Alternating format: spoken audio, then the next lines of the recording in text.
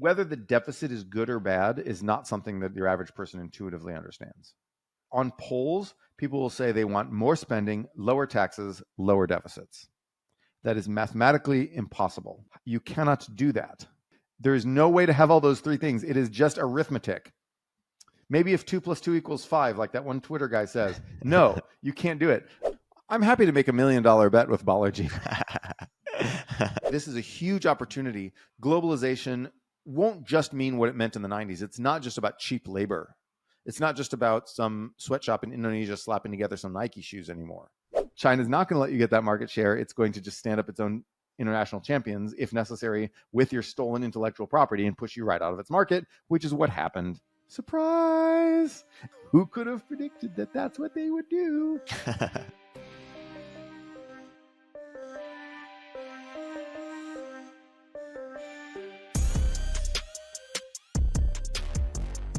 Welcome to Econ 102, where economist Noah Smith and I make sense of what's happening in the news, technology, business, and beyond through the lens of economics. Let's jump right in. Hey, Noah, how's it going? Hey, it's going all right. Our last episode did really well on why Vivek is not the one. And I thought this week we would first start on your piece on austerity that you most recently wrote about, or really just talk about the U.S. economy, and then we can segue a bit into global. You also wrote a great post on globalization. But why don't you unpack first what you were trying to get across in the age of austerity is probably on the way. Yeah, so when I talk about an age of austerity, it's important for people to understand that we've been there before within the lifetimes of middle-aged people who are alive today. So in the early 90s, we had everyone was talking about the deficit so bad, the federal debt is so high, blah, blah, blah. And Bill Clinton came to power in 1992 promising to do something about this. That was his main campaign promise. And he said, look, Ronald Reagan and George H.W. Bush have raised the deficit and increased the national debt, and I'm going to basically do austerity. We didn't use that word austerity, but that's what it actually meant. Ross Perot was even more pro-austerity. He just wanted to slash and burn, everything.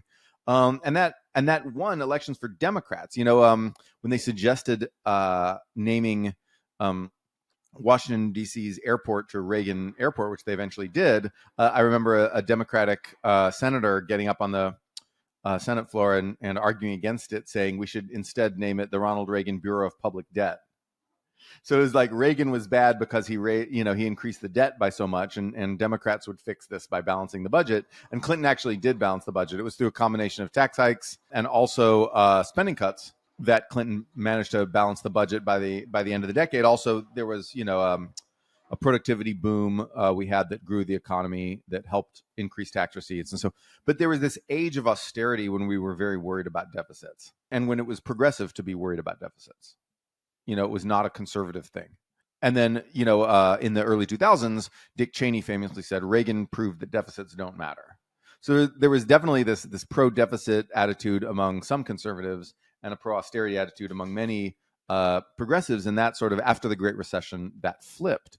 Democrats wanted to do fiscal stimulus. Obama had pro-austerity instincts that made him avoid doing too large of a fiscal stimulus because he was a little scared of it, as FDR did, back in the Depression. FDR was very worried about unbalanced budgets. And then, but the valence kind of flipped, and every lefty in the world became pro-deficit.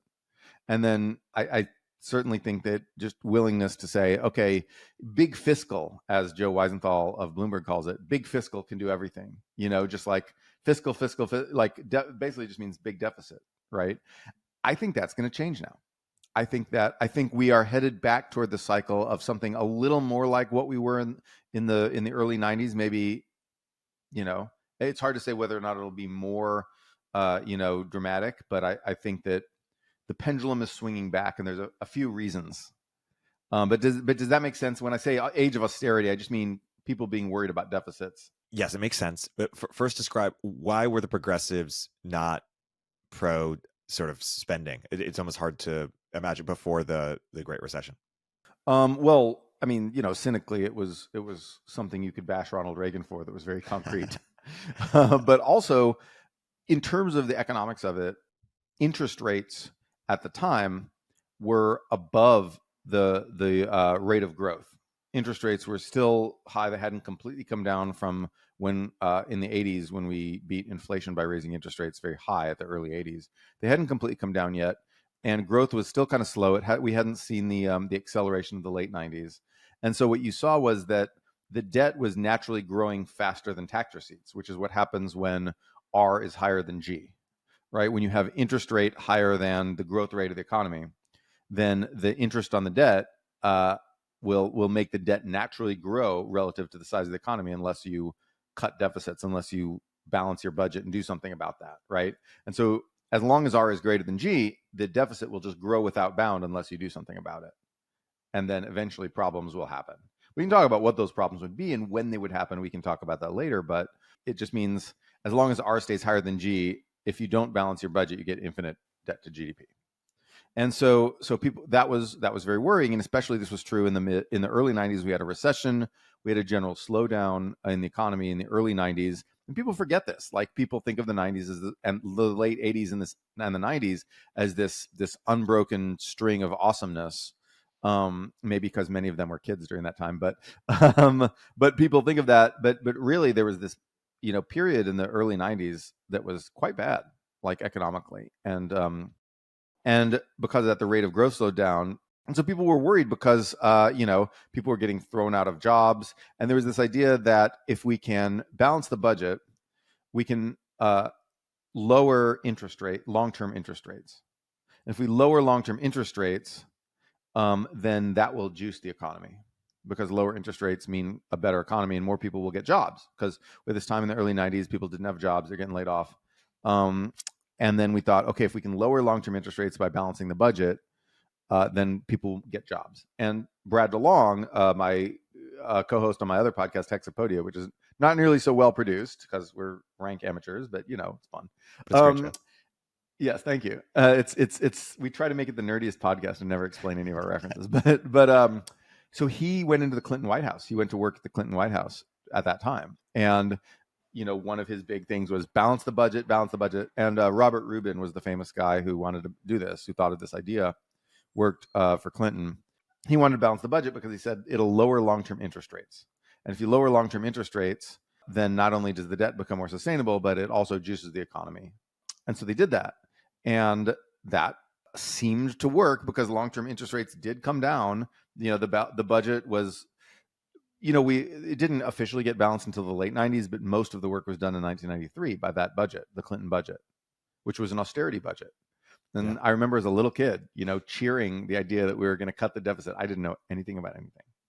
I thought this was so great because my parents thought it was great. And my parents didn't really know why they thought it was great either, but there were real reasons out there for someone to think it was bad, or it was great to balance the budget and bad to have all this debt. And we could be headed there again. And so I think that interest rates are higher now. Long-term interest rates have not risen as much, but they've still risen a bit. If long-term interest rates rise more, that is, if people decide that the Fed will have to keep short-term rates high for a long time in order to prevent the return of inflation, which is a distinct possibility. I don't think inflation is going to necessarily come back, but I think that we might have to keep we might not be able to cut rates back to zero without inflation coming back. So we might keep rates at 5% for a long time. If that happens, long-term rates will rise. That will make the deficit very hard to roll over, or that will make, the debt very hard to roll over. In the 1990s, we had debt that was much lower as a percent of GDP than it is now. Debt was maybe 60% of GDP. Now it's about 120% of GDP. So debt as a percent of GDP is much higher, meaning that a much smaller rise in interest rates can produce a much higher rise in the interest costs that government has to pay. Another reason progressives probably supported austerity back in the early 90s was that interest expenses were starting to crowd out welfare in a big way.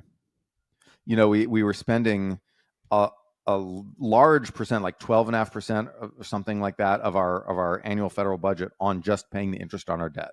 That was crappy because it meant that was less money to spend on welfare stuff, which progressives all wanted.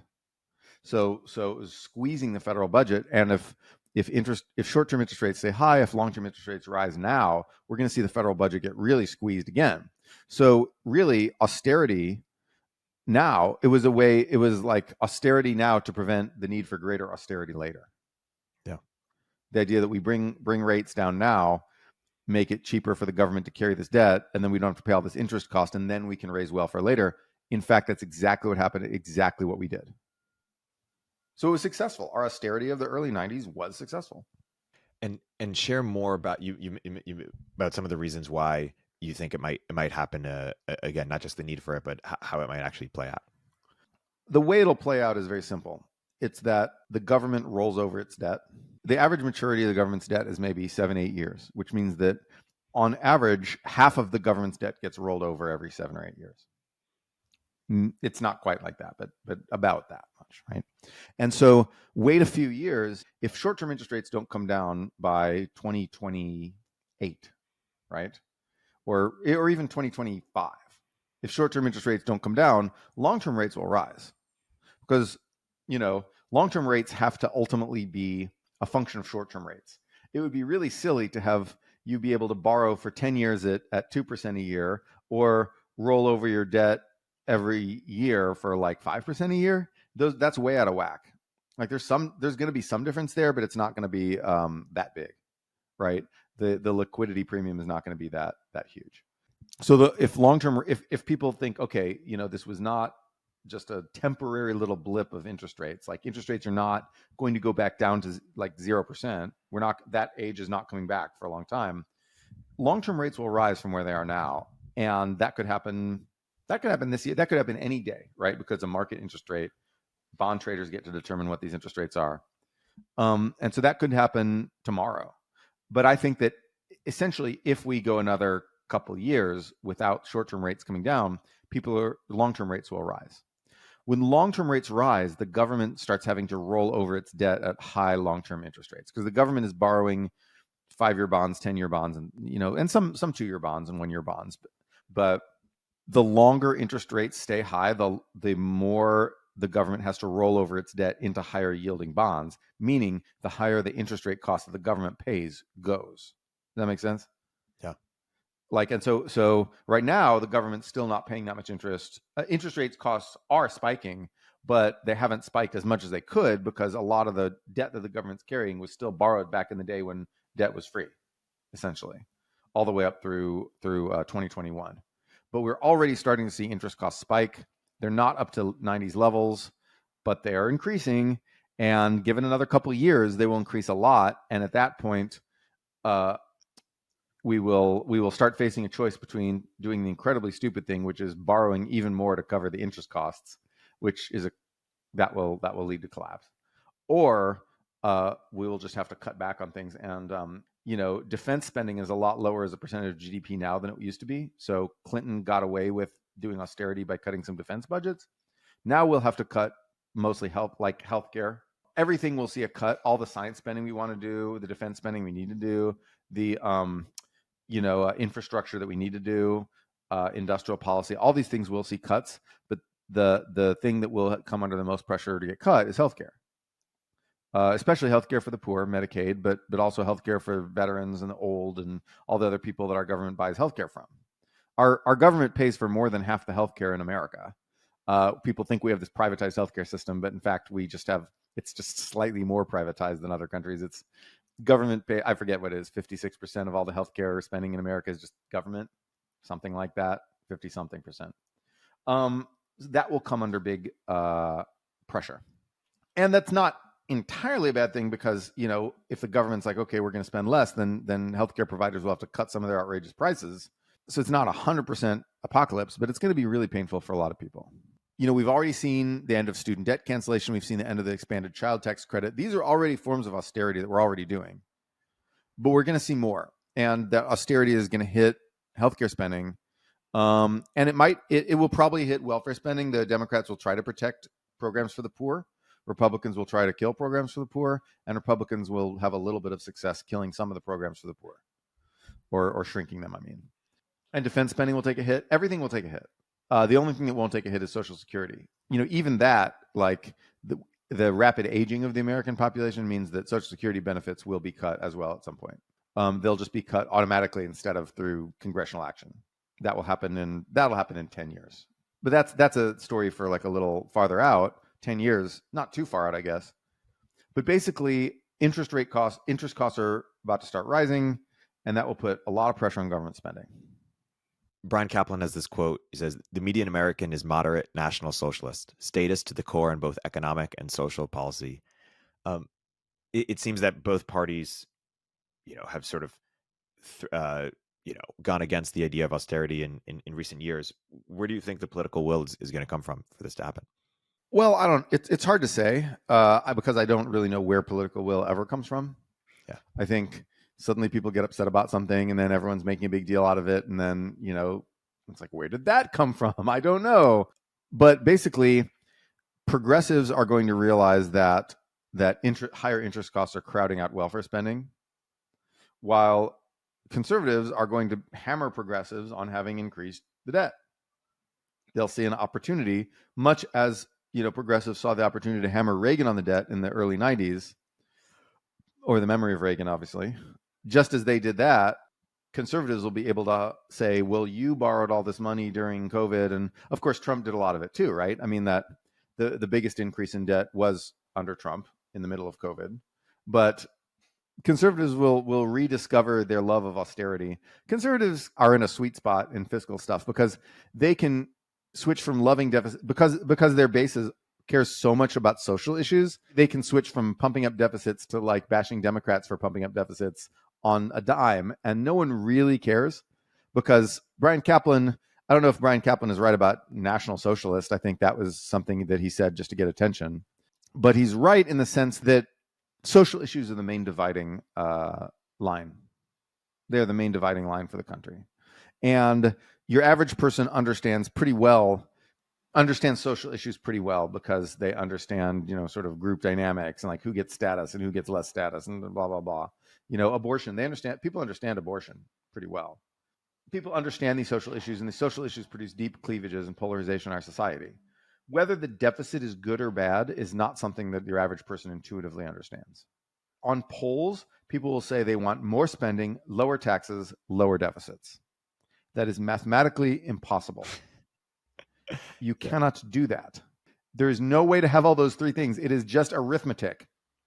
Maybe if 2 + 2 = 5, like that one Twitter guy says. No, you can't do it.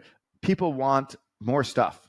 They're like, well, of course I want more spending, then I get more money. Well, of course I want lower taxes, then I have to pay less money. Well, of course I want lower deficits because someone said deficit is bad, right? It's bad.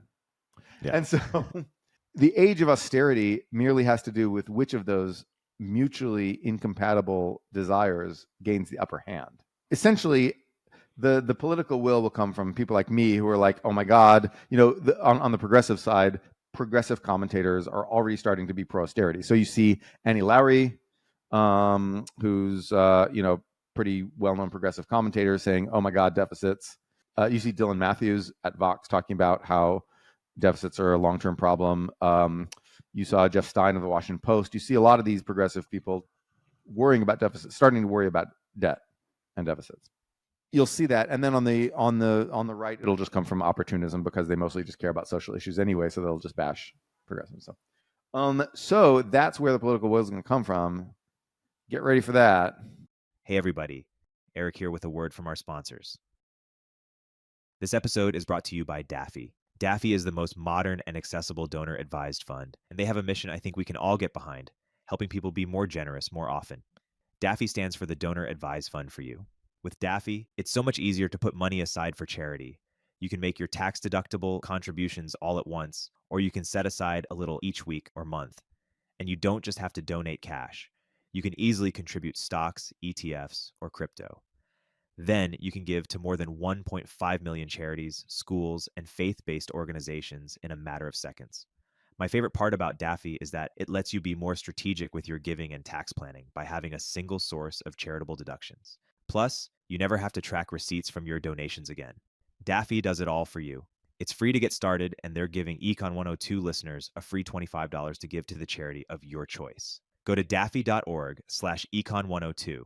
That's daffy.org/econ102 for a free $25 to give to your favorite charity. If you're a startup founder or executive running a growing business, you know that as you scale, your systems break down and the cracks start to show. If this resonates with you, there are 3 numbers you need to know: 36,000, 25, and 1. 36,000. That's the number of businesses which have upgraded to NetSuite by Oracle. NetSuite is the #1 cloud financial system, streamline accounting, financial management, inventory, HR, and more. 25.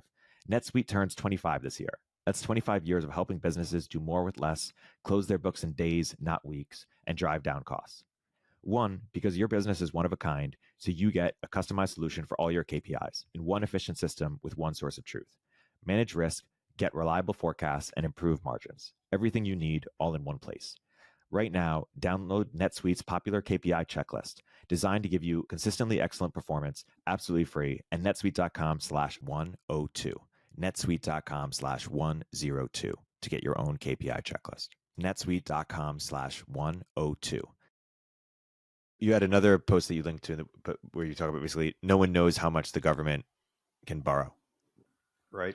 So, of course, there will be some voices saying, who cares if our interest cost goes up? Borrow more. Just borrow more. And then, of course, we're like, well, the money you borrow will then cost even more in interest. Then just borrow more to cover that, and borrow more to cover that, and borrow more to cover that. And so you have the debt, going on an exponential path. Like that is an exponential function when every amount that you borrow has a higher interest rate than the last amount you borrowed. That goes to infinity. And so the idea is debt can go to infinity. It's no problem. Well, that's wrong. At some point, debt starts to matter a lot because people cut you off. You cannot find someone to lend you money. And then you have two choices. You can either default or you can go to the central bank and say, central bank, print us money, and use that to finance this ever exploding, insane, increasing deficit. And the central bank says, okay, we'll do that for you. And then you get hyperinflation and your economy collapses. And we usually see this in like a few Latin American countries, a few Middle Eastern countries. Like it's a common thing in Latin America, occasionally Africa. It's not good. It will have us, like, I'm not going to say it's necessarily going to have us like eating rats, but like it could. Venezuelans ate rats when their economy collapsed from hyperinflation. Wow. They really ate rats. Yeah. What will the age of austerity mean for growth? So the age of austerity could mean it could mean a lot of things for growth. If long-term rates are high, that will choke off growth.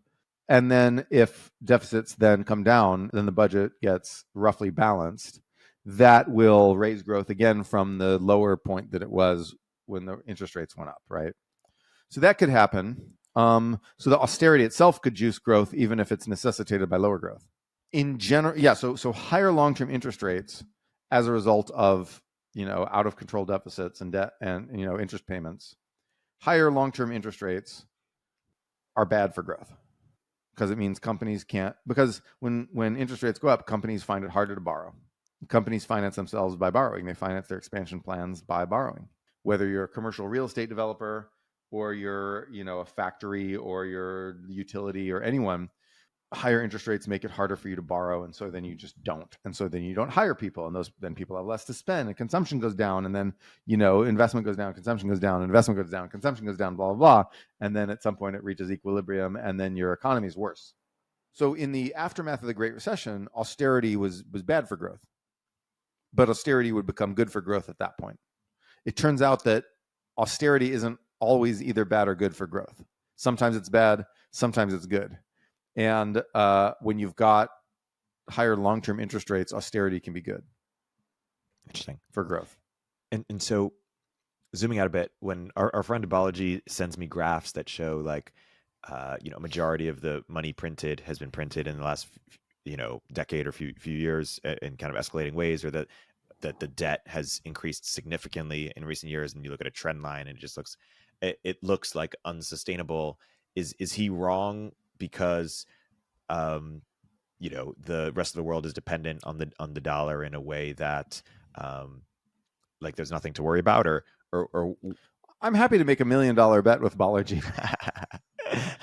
Why should we not be panicking that when you look at the debt lines or the money printing line? So first of all, a lot of those numbers aren't taking inflation into account itself, right? So inflation just reduces what the meaning of a dollar. So if your interest costs or whatever, I don't know what graphs he's showing you, so I can't look exactly at them, and I can't imagine exactly what he's sending you.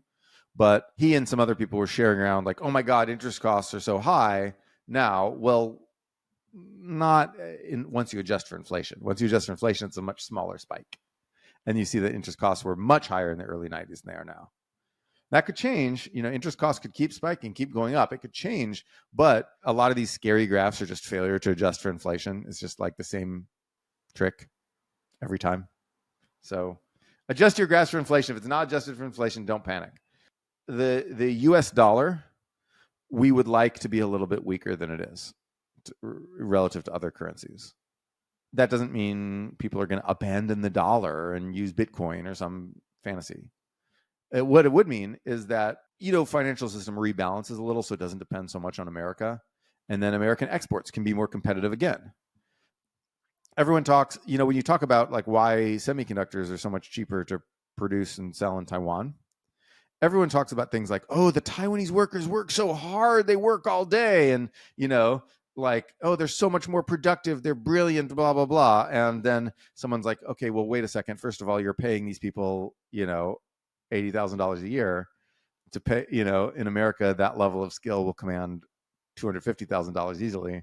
So there's salary differences. And then on top of that, you look at some of these differences and you see that Taiwan's exchange rate's really cheap and America is very expensive. The strong dollar means that it's hard to build stuff here. And if you believe that we need to make stuff in America, you shouldn't want the dollar to be strong, right? You should want the dollar to be weaker. We use this loaded terminology of strong and weak, but a weak dollar makes American exports strong in global markets. So it's kind of a con, this term of strong and weak dollar, because it's so focused on consumption. But when you're talking about selling your stuff, a cheaper dollar is stronger. It is a weapon in the arsenal of our companies. Yep. When people complain about China, quote unquote, dumping, why don't you, or like is it that they're keeping their currency artificially low? Well, China's no longer doing that. So right now, what's happening is that people are scrambling to get their money out of China, which is putting downward pressure on the currency. So the yuan is still cheap, but it's not artificially cheap anymore. But when China dumps things, what it's really doing is using government subsidies to subsidize its products in other markets. So, for example, Huawei would go and submit bids for wireless technology that were a third the cost of its rivals like Nortel, like Alcatel, Lucent, whoever their rival was. They would submit a bid that was like not 20% lower, but like 60 to 70% lower. Completely uneconomical, but it wasn't a loss leader where it's like, okay, we're gonna get the business and then we'll jack up prices once we've gotten the network effect. It's not that. It wasn't that. It was that the Chinese government was simply throwing cash at them and giving them cash to do this. You were bidding not against Huawei the company and its future earnings, but against the fiscal reserves of the Chinese government. Yeah. And so that is dumping. Now China, has massively subsidized electric cars. Maybe that's good because people buy more electric cars, but Europe is pretty scared of this. That is dumping. When you have government subsidized products that you then sell overseas.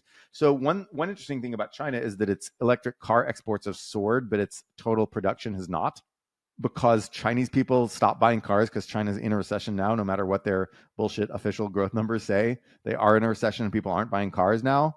So instead, they just sold them cheaply overseas, and those things are heavily subsidized. So of course they're out competing everyone else because suddenly you can buy a Chinese car for $10,000. Well, I'll take that, and so that is dumping, and that is really happening. Yeah, that's interesting. When the dollar is weaker, that helps exports and hurts imports. So what is kind of the net effect on the economy? It's hard to say. But I think that will ultimately increase growth and increase investment, because we'll be able to, pumping up an export boom is good for us. Ultimately, it doesn't mean there's a point past which it's no longer good, but we could use some more exports. Our dollar is too, quote unquote, strong. Yeah. And how do you know it's too strong? We have a giant trade deficit. Yeah, got it. Okay. So yeah, evening that out, that makes sense. Let's segue into your other great post that you had recently, which was the next phase of globalization is going to be awesome. Why don't you unpack what you're trying to do here? Yeah, so I'm pretty positive about the about globalization here. In the 90s, if you're old enough to remember the 90s, in the 90s we had this idea of what globalization meant. It meant that companies in, like Nike or some company in America would go around the world looking for cheap labor and buy some factories. Oh, Indonesia has a cheap factory this week. Let's go there, and then build factories there, and then basically labor arbitrage. And that was our idea of globalization. Japanese and Korean electronics makers were going to places like Malaysia and Thailand. Car makers were going to cheaper places. And it was this sort of free for all where the capital was flowing around to companies that sort of made stuff cheaply. And then something changed, which was China. So in the 2000s, globalization changed. It no longer meant decide whether to make your stuff in Turkey, Poland, Malaysia, Indonesia, or wherever. It meant you make everything in China. China, through a combination of low labor costs, low land costs, low energy costs, low financing costs, and just sheer scale, China just had this unbeatable price in the 2000s, and everybody moved their stuff to China. And of course, surplus labor dried up, Chinese wages rose, all their costs rose and rose and rose, and their price advantage stopped being as big, but their scale advantage remained, because now China had captured much of global manufacturing. It meant that if I want to make 10,000 shoes, I could think about where to make them and maybe do some cost arbitrage. Maybe it's Bangladesh, maybe it's Ethiopia. But if I want to make 10 million shoes, there's only one place to do it. It's China, because that's the only place that has the capacity. So all the manufacturing that could move to China moved to China. And that was the 2010s, right? That was the globalization of the 2010s. So in the 2000s, it was the China price. In the 2010s, it was the China scale.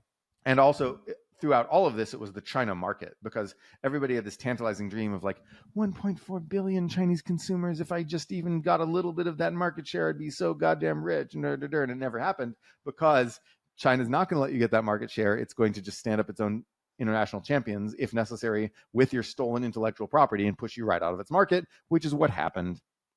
And so, surprise, who could have predicted that that's what they would do? But anyway, so the China market opportunity only existed for a very few lucky companies, luxury brand sellers, and there are a couple people. Eventually, China, one by one, just pushed all the real industrial companies out of their markets. So there was the China price, the China scale, and the China market, which meant globalization just meant China for 20 years. And now that is ending. And it's ending partly because Chinese costs have risen to the point where even the scale advantage is not always decisive. It's risen because everyone realizes the China market is less attractive than it used to be. It's risen, or it's ending because people realize there's a major risk to investing in China. There's risk of war. There's risk of government expropriation. You've got to spend 3 hours a day thinking about Xi Jinping thought. That's a real thing, by the way. All people in all these companies are having to study Xi Jinping thought for literally hours a day. It is nuts. China's just becoming nuts again. China goes through periodic periods of being a nuts country.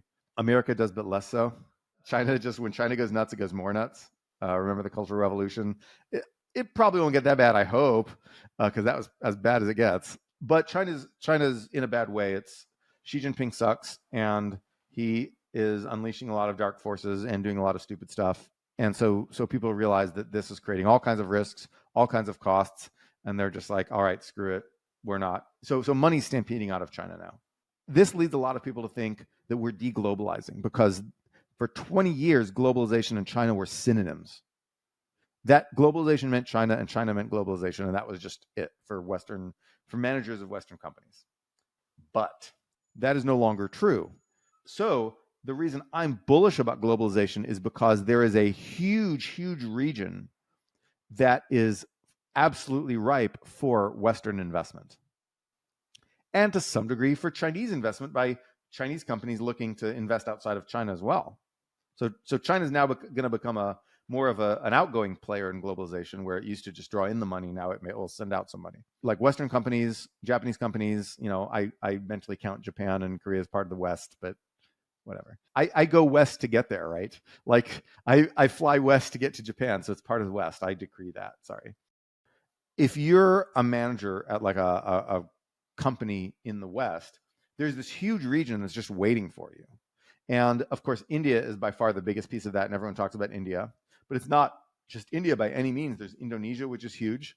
There's the Philippines, which is pretty big. There's Vietnam, which is pretty big. These are 100 million plus countries, like compare that to like, France is a country of like what, 60 million?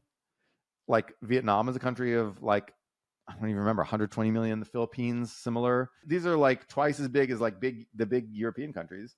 And there's a bunch of them. There's Indonesia, there's Bangladesh, which is like over 200 million, I think, or maybe 180 million. Anyway, it's really big. It's bigger even than Philippines or Vietnam. There's Bangladesh, Indonesia, Philippines, Vietnam, and India. Just those 5 countries are just much bigger than China. India is already bigger than China now. And then combine all those South and Southeast Asian countries, you don't even have to start talking about like Pakistan. Pakistan's dysfunctional. Someday Pakistan could get in on this, right? They've got ports, they've got poor people, they can do stuff, but they have political turmoil. But even without Pakistan, even without Myanmar is still in civil war, you've got huge populations in South and Southeast Asia.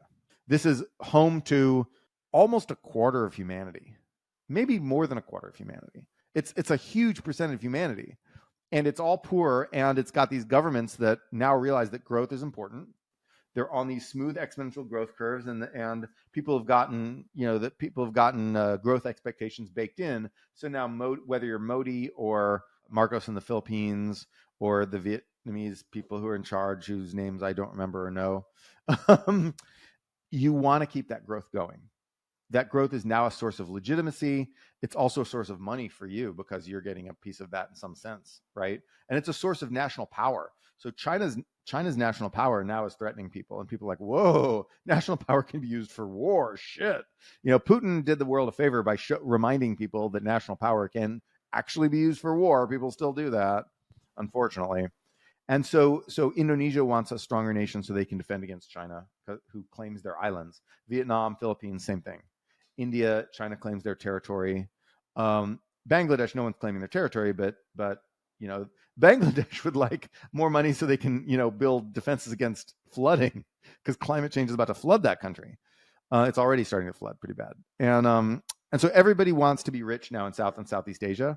This provides us a great opportunity. We can go to them and say, well, here's the policies we need. We need, special economic zones with lower taxes. We need export incentives. We need you to build infrastructure. India is building infrastructure like crazy. India is in the midst of a giant infrastructure boom. We need all these things. And then they'll say like, okay, and they'll do some of the things. They'll upgrade their universities, try to increase college graduates. People will start studying STEM, a whole bunch of people who otherwise would just like work at some store. People, instead of doing that, people will go study math and learn how to be an electrical engineer and do semiconductor packaging or something. You'll get all these STEM workforces. India already has ridiculous amounts of STEM workforces, but the quality will rise.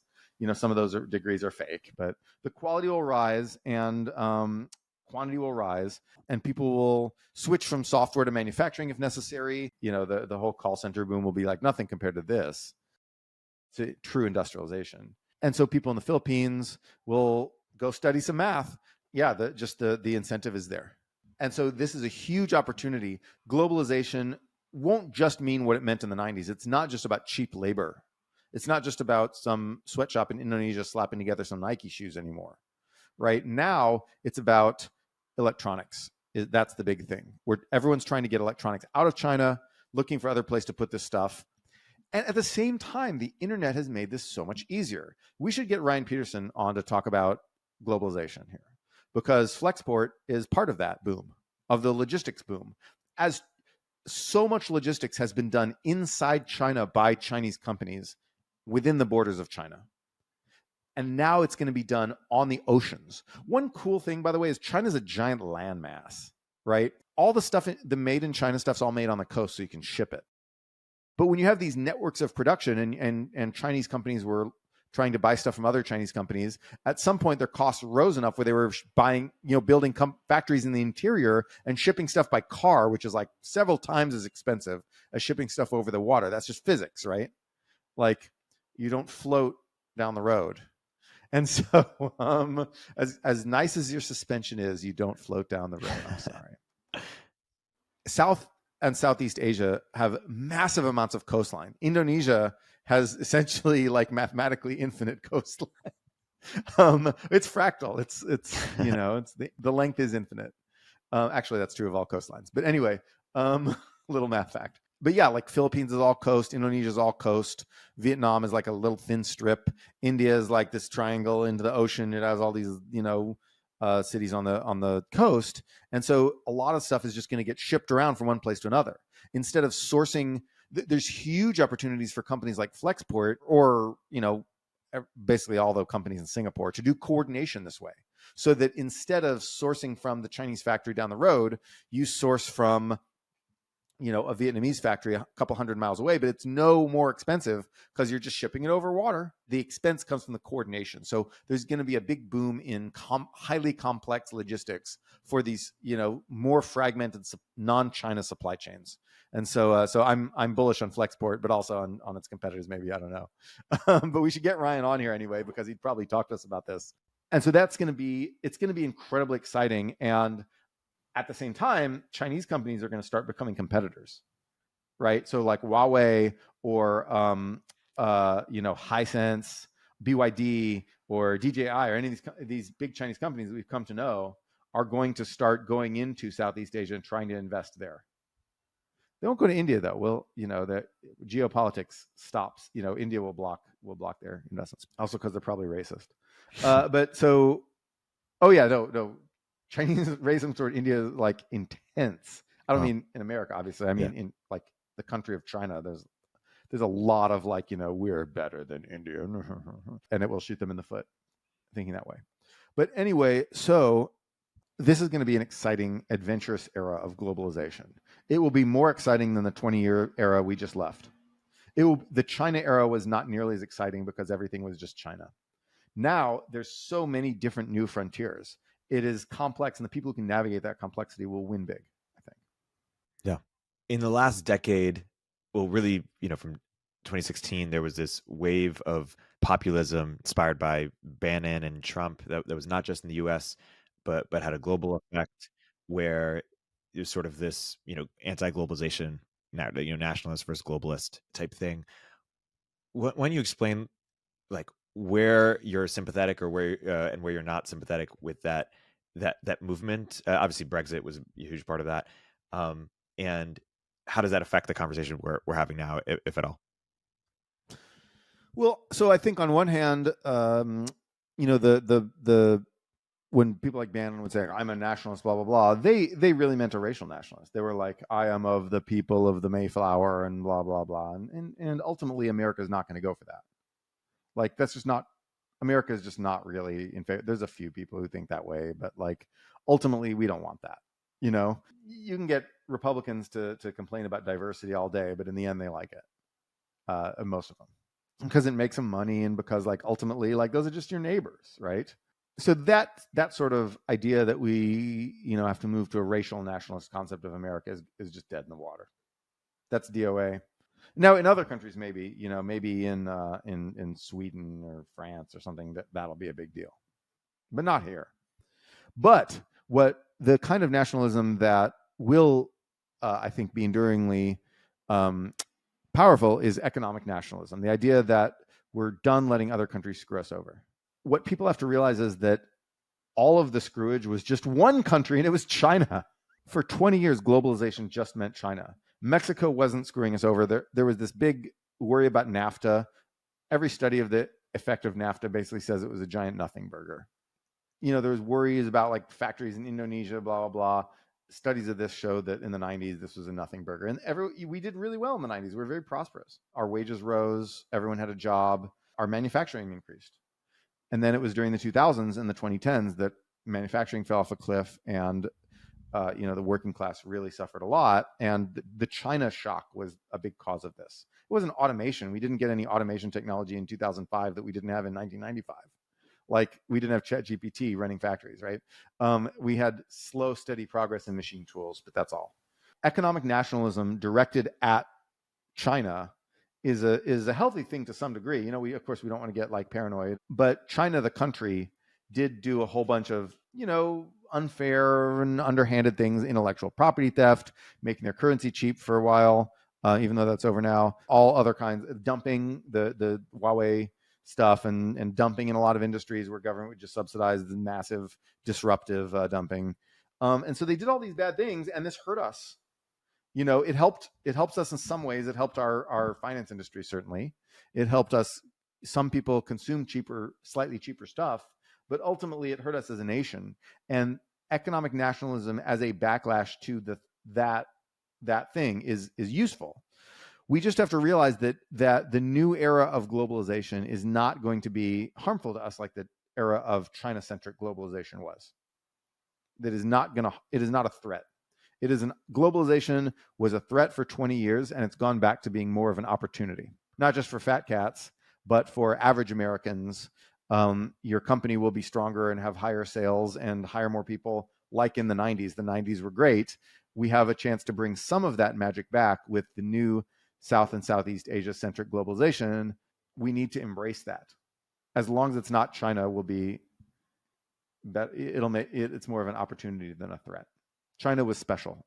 And I hear you that we need to. Do you think people will? Like, do you think the Steve Bannon type listening to this will believe that it will, raise wages for workers or make life better for middle class? Well, I can't speak to Steve Bannon himself. I think he got some horrible disease and turned into like a mushroom or something. Anyway, no, I don't know what happened, but the sort of like hardcore guys who hate immigration and they're just like, defense of the West, blah, blah, although they wouldn't count Japan in the West. But those guys, nothing will make those guys feel better, right? Like not even getting laid will make those guys feel okay about life. Nothing will make those guys feel okay about life. And those guys are just going to be mad forever. And I wish I could do something for them, and I don't know what I can do. But there's not that many of them. I think your average American who does not like what happened to our economy in the 2000s and 2010s from trade with China will be open to the idea that that the new globalization is actually an economic block against China. We need closer integration with countries that are also trying to defend themselves against China. And I think people understand that. And I think that when the economy goes well from that, and from technological acceleration, obviously, as well, and from other things, industrial policy, all these things, I think are despite the age of austerity, our economic future is bright. Like if you were standing there in 1992, it was true that we were going to do austerity, and it was also true that our economic future was very bright. And if you were standing in the middle of the Great Recession, our economic future was actually bright as well, because the late 2010s and recently have actually been pretty good economically. But I guess my point is that I think eventually people will start to think of globalization more as an opportunity than a threat once they realize that China was special, and that globalization now is about reducing our dependence on China. I think that will resonate with people. People understand that on some level. Yeah.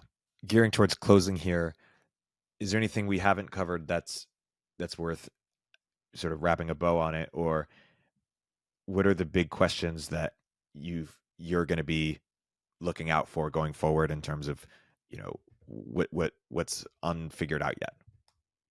What's unfigured out, I think, is when is consumer sentiment? Is when will Americans start thinking that we're in a good economy? When will optimism return?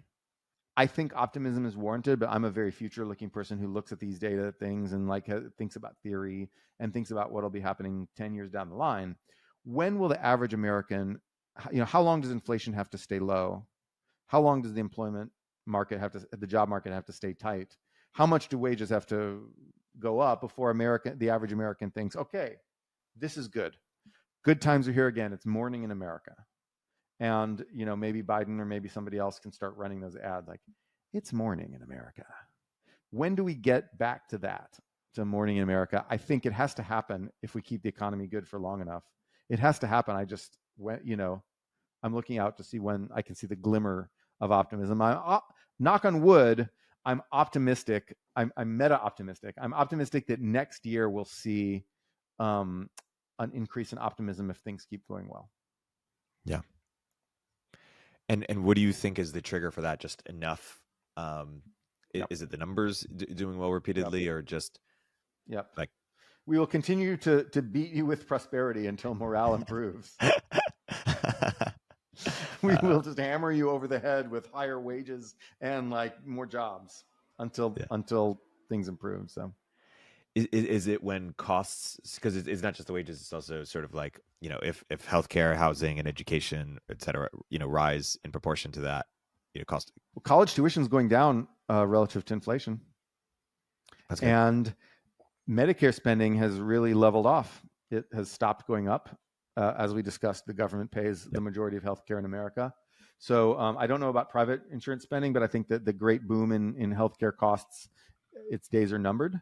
The excess costs, of course, the things are still too expensive. We want to bring those costs down, and we will. But the age of like ever rising costs for big ticket services is drawing to a close. College tuition's going down, man. What about housing?